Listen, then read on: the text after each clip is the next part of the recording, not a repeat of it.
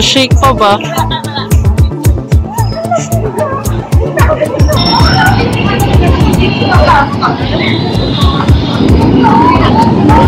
Seismic energy kasi natin as it travels from the source, yung 23 kilometers natin, as it travels from the source towards the surface, humihina.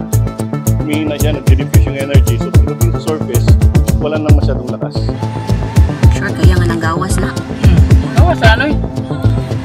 Ano pag